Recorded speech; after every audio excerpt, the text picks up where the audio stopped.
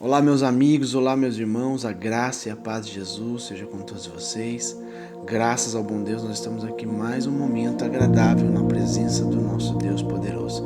E eu creio que este momento será maravilhoso, amém? Nós estaremos lendo neste momento Mateus de número 14 e olha que a palavra de Deus nos diz: por aquele tempo, Herodes, o tetrarca, ouviu os relatos a respeito de Jesus e disse aos que o serviam: esse é João Batista, ele ressuscitou dos mortos, por isso estão operando nele poderes miraculosos. Pois Herodes havia prendido e amarrado João, colocando-o na prisão por causa de Herodias, mulher de Filipe, seu irmão. Porquanto João lhe dizia: não te é permitido viver com ela. Herodes queria matá-lo, mas tinha medo do povo, porque este o considerava profeta. No aniversário de Herodes, a filha de Herodias dançou diante de todos e agradou tanto a Herodes que ele prometeu sob juramento dar-lhe o que ela pedisse. Influenciada por sua mãe, ela disse: dai-me num prato a cabeça de João Batista. O rei ficou aflito, mas por causa do juramento e dos convidados, ordenou que lhe fosse dado o que ela pedia e mandou decapitar João na prisão. Sua cabeça foi levada num prato e entregue à jovem, que a levou à sua mãe. Os discípulos de João vieram, levaram seu corpo e o sepultaram. Depois foram contar isso a Jesus. Ouvindo o que havia ocorrido, Jesus retirou-se de barco e em particular para um lugar deserto. As multidões, ao ouvirem falar disso, saíram das cidades e o seguiram a pé. Quando Jesus saiu do barco e viu tal grande multidão, ele teve compaixão deles e curou os seus doentes. Ao cair da tarde, os discípulos aproximaram-se dele e disseram: este é um lugar deserto e já está ficando tarde. Manda embora a multidão para que possam ir aos seus povoados comprar comida. Respondeu Jesus: eles não precisam ir. Deem-lhes vocês algo para comer. Eles lhes disseram: tudo o que temos aqui são 5 pães e 2 peixes, Senhor. Tragam-nos aqui para mim, disse ele. E ordenou que a multidão se assentasse na grama. Tomando os 5 pães e os 2 peixes e olhando para o céu, deu graças e partiu os pães. Em seguida deu-os aos discípulos e estes à multidão. Todos comeram e ficaram satisfeitos. E os discípulos recolheram 12 cestos cheios de pedaços que sobraram. Os que comeram foram cerca de 5.000 homens, sem contar suas mulheres e seus filhos. Logo em seguida, Jesus insistiu com os discípulos para que entrassem no barco e fossem adiante dele para o outro lado, enquanto ele despedia a multidão. Tendo despedido a multidão, subiu sozinho a um monte para orar. E ao anoitecer, ele estava ali sozinho. Mas o barco já estava consideravelmente distante da terra. Fustigado pelas ondas, porque o vento soprava contra ele, alta madrugada, Jesus dirigiu-se a eles andando sobre o mar. Quando o viram andando sobre o mar, ficaram aterrorizados e disseram: é um fantasma! E gritaram de medo. Mas Jesus imediatamente lhes disse: coragem, sou eu, não tenham medo. Senhor, disse Pedro, se és tu, manda-me ir ao teu encontro por sobre as águas. Disse ele: venha. Então Pedro saiu do barco, andou sobre a água e foi na direção de Jesus. Mas quando ele reparou no vento, ficou com medo e, começando a afundar, gritou: Senhor, salva-me! Imediatamente Jesus estendeu a mão e o segurou e disse: homem de pequena fé, por que você duvidou?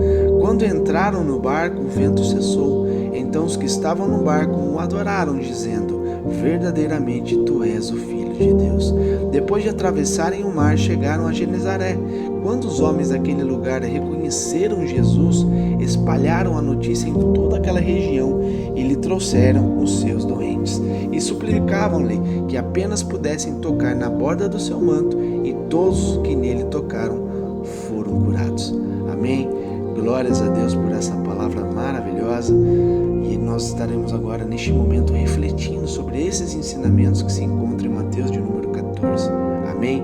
A gente vê, irmãos, aqui pelo início da palavra, fala sobre um homem chamado Herodes, né? E esse homem Herodes, ali naquele momento, ele era um homem que não era prudente e não vivia nos caminhos do Senhor. Ele não tinha como base a Escritura, ele não tinha como base a prudência de seguir ao Deus Altíssimo, Deus de Israel. Então Herodes, ele ouviu ali sobre Jesus e ele achou que ele era João Batista ressuscitado. Ele ficou com medo, ele ficou receoso pelo que estava ouvindo, né? E Mateus aqui, ele insere aqui o relato da morte de João. Então ele está dizendo aqui que o Herodes, tetrarca, né? Ele ouviu os relatos sobre Jesus e ele ali teve o entendimento de que pudesse ser João Batista ressuscitado dos mortos, né? Operando tais milagres que Jesus vinha aqui, né? Fazendo e operando no meio do povo. Depois aqui a palavra de Deus fala que Herodes havia apreendido e amarrado João. João estava numa prisão, né? Ele tinha sido posto numa prisão porque ele estava ali repreendendo Herodes. Herodes, ele tinha um caso de adultério com a mulher do teu irmão, a mulher de Filipe, a Herodias. Então João estava ali dizendo, repreendendo ele, falando assim: o que você está fazendo é pecado, o que você está fazendo é errado, você está transmitindo, você que é autoridade, está transmitindo para o povo algo terrível, né? Você está sendo um mau exemplo, você está cometendo adultério com a mulher do teu irmão, pelo amor de Deus, pare de fazer isso.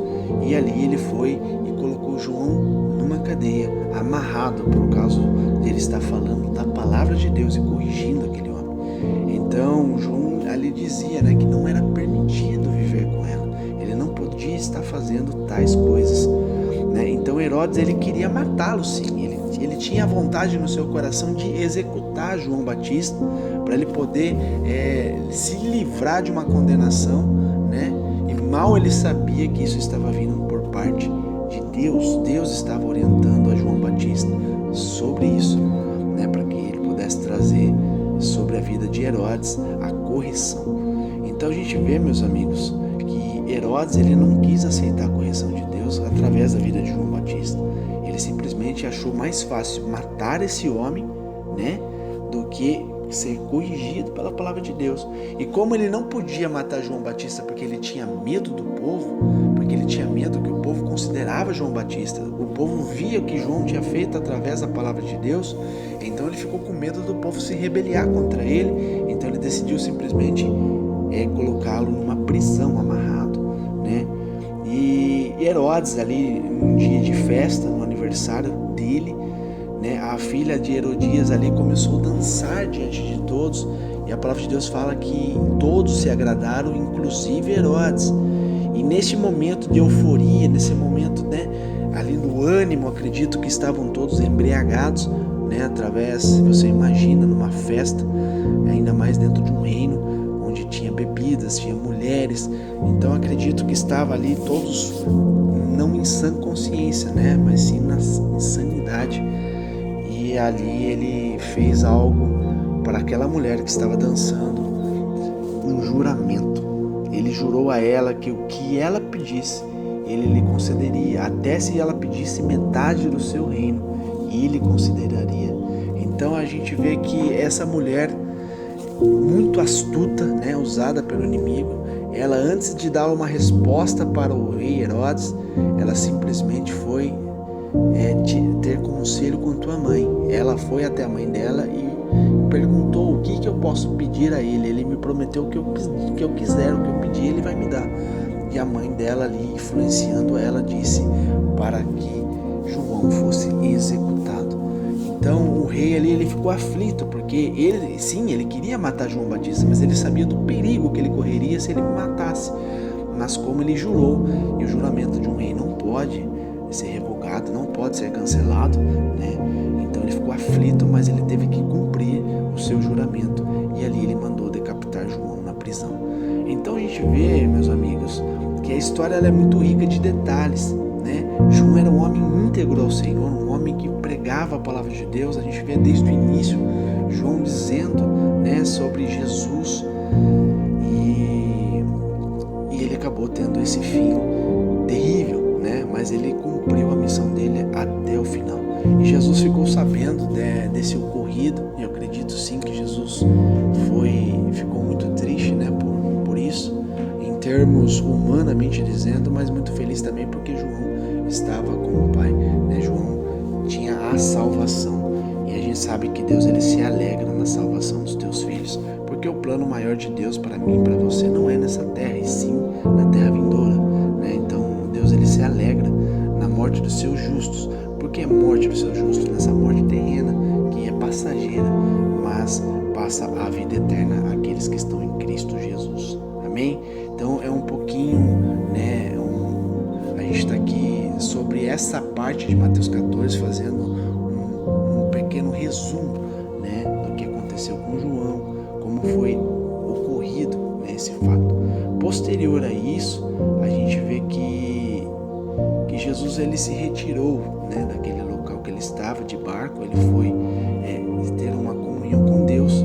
E posterior a isso, a multidão, sabendo que Jesus estava passando por aquele lugar, a multidão o seguiram. As multidões saíram de suas casas, de seus vilarejos e foram seguindo a Jesus de a pé enquanto Jesus estava no barco, né? E quando Jesus chegou ali na orla daquele local, a gente vê que ele viu aquela grande multidão. A palavra de Deus diz que ele teve compaixão deles e o curou os seus doentes.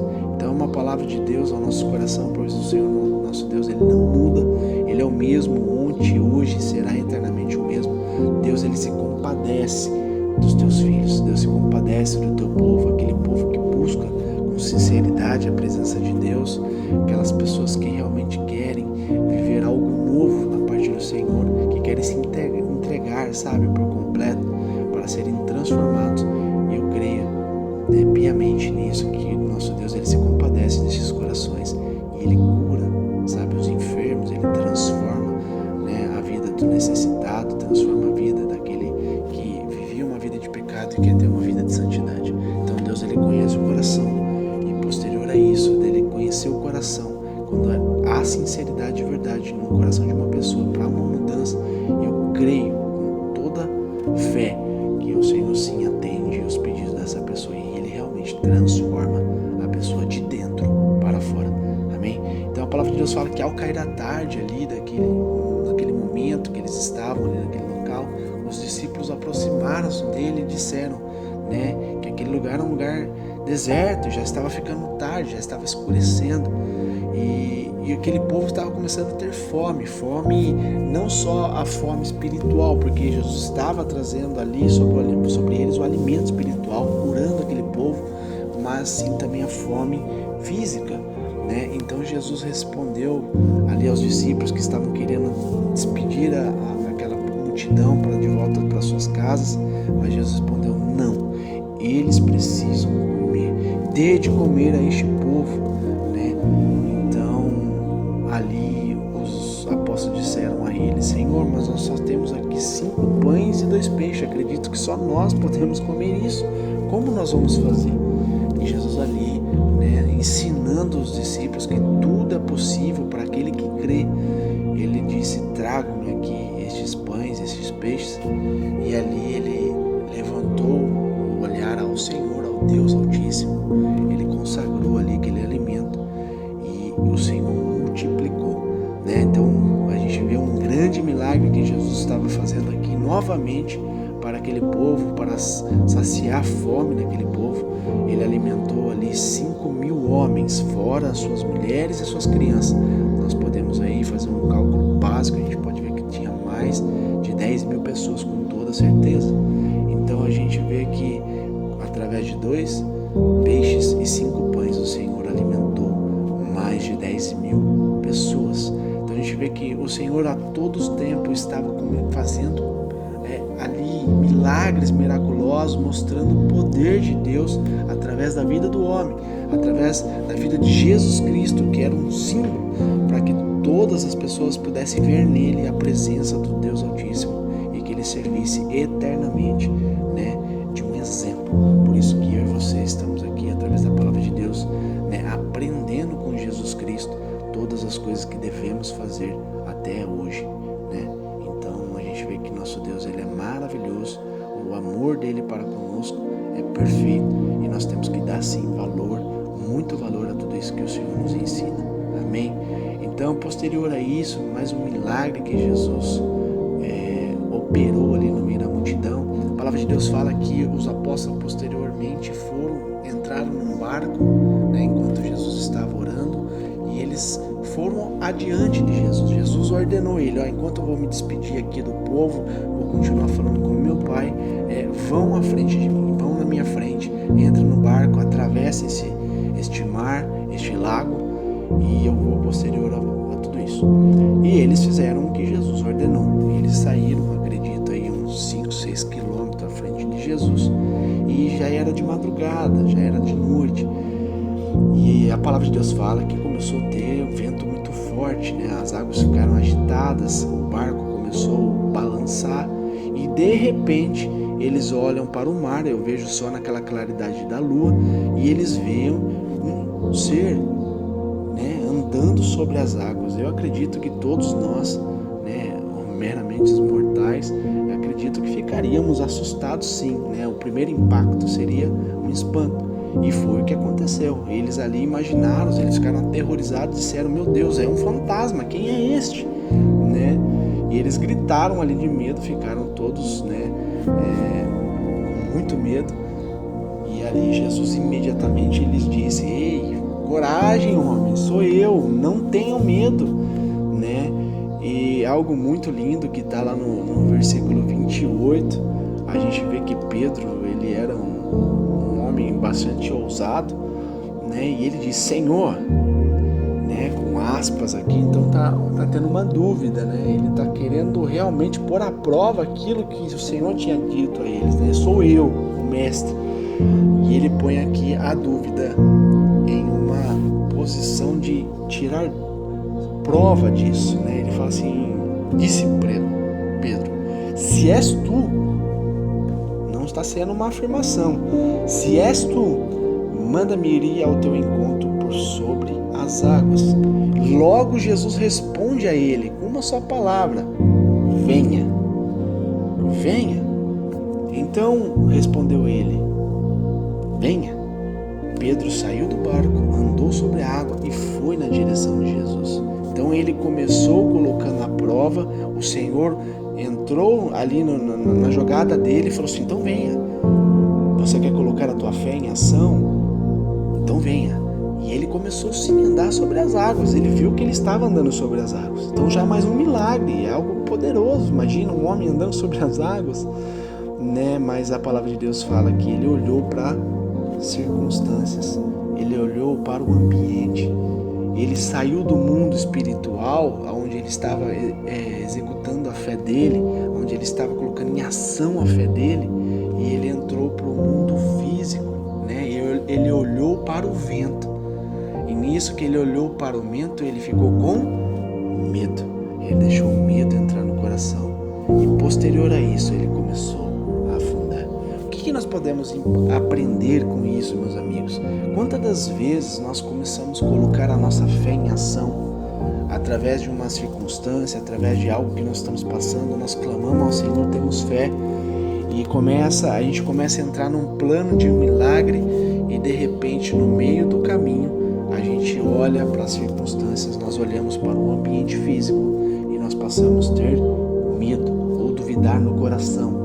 E a palavra de Deus fala que todas as vezes que nós duvidamos no coração, nós temos medo através do que está acontecendo no mundo espiritual, a gente naufraga, a gente afunda, né? A gente perde muitas coisas através da dúvida, né? Então ali, posterior a Pedro ficar com medo, ele começou a afundar e ele gritou para o Senhor: salva-me.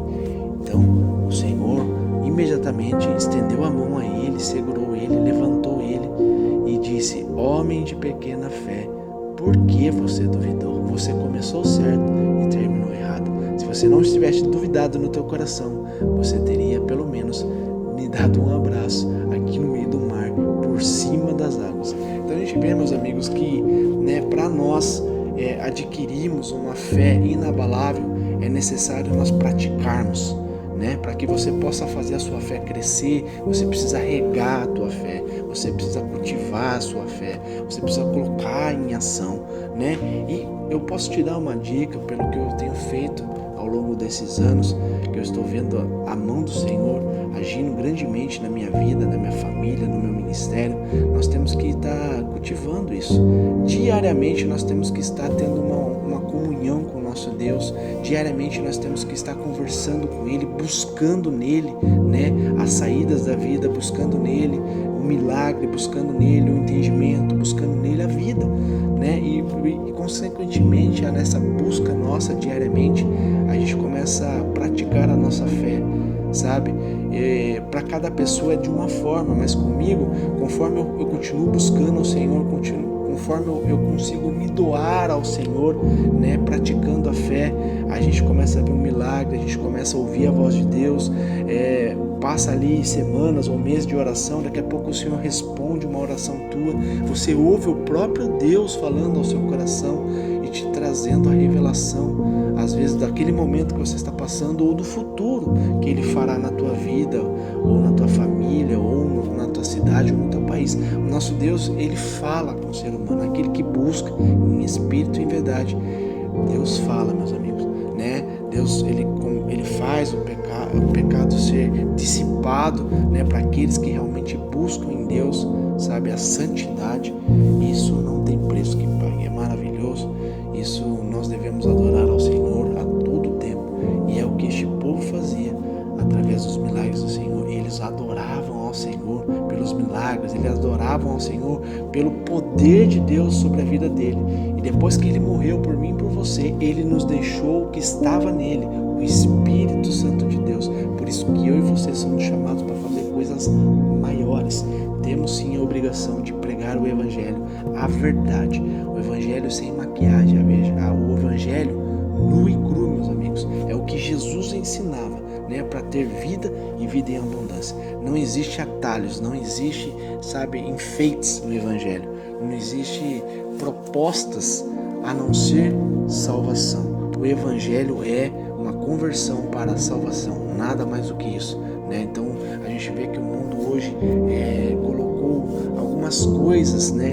Eles acrescentaram um tipo de pregações, um tipo assim de ensinamentos que Jesus quer dar, que Jesus quer te fazer prosperar, Jesus quer fazer você ser rei nessa terra, né? Que você vai progredir muito, que o Senhor vai te levantar, que o Senhor vai te dar, que o Senhor vai fazer o telefone tocar e vai te dar uma bênção, que Jesus vai fazer, né, aparecer dinheiro na sua conta. A gente vê que o ser humano dá muito ênfase a isso. Eu sei que Deus pode fazer tudo isso? Pode, não tenho dúvida. Ele faz sim, para aqueles que Ele quer fazer, entende? Mas esse não é o propósito do Evangelho. O propósito do Evangelho é o quê? Ensinar a salvação. É o que Jesus fazia a todo tempo, né? E muitas das vezes nos discursos que Jesus fazia eram duros, discurso duro, por quê? Porque confrontava o eu de todos os homens, confrontava o eu do ser humano.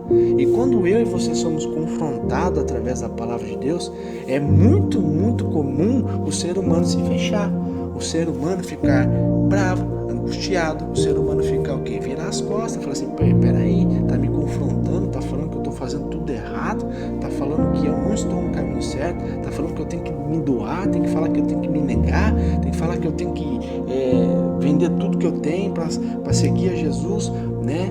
Quando a pessoa ela é confrontada, meus amigos, naturalmente ela desiste, né? Por isso que muitas das vezes ali nas pregações de Jesus, o povo se dissipava. O povo, quando eles estavam ali em busca de milagres, em busca de benefícios, né, que é o que Jesus fazia pelo povo, para demonstrar o poder de Deus, mas as pessoas elas se confundiam. Muitas delas se confundiam naquele tempo e hoje também se confunde, que vai atrás de Deus, atrás de Jesus, simplesmente para um benefício. Que benefício é esse? Salvação?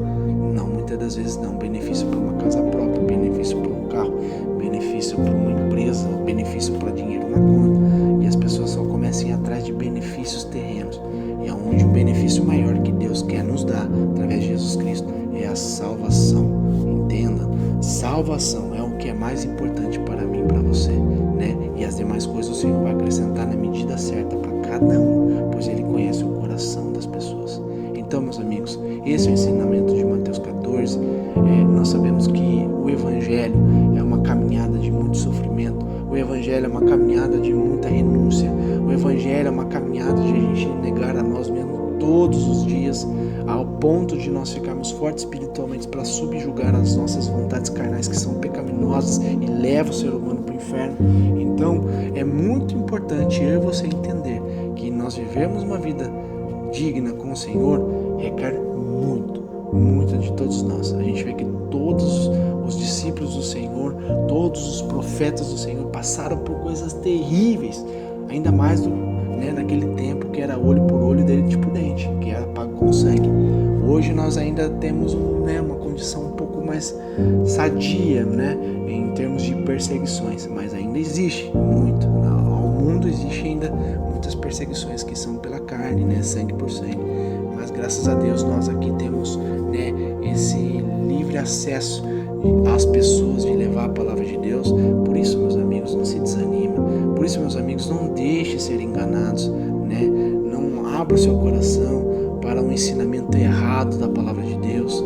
Confronte, tudo aquilo que você aprende, confronte. Como assim confronte? Confrontar de debater? Não, confronte na palavra de Deus, que tudo isso que você está sendo ensinado está nas Escrituras, Tudo isso que eu estou dizendo para você está baseado, está fundamentado na palavra de Deus. Então todos os pregadores, eu, você, todas as pessoas que pregam a palavra de Deus têm sim a necessidade de estar fundamentados na palavra de Deus. Não podemos distorcer uma vírgula sequer do que está escrito, Então o Espírito Santo de Deus testifica a palavra de Deus nos nossos corações.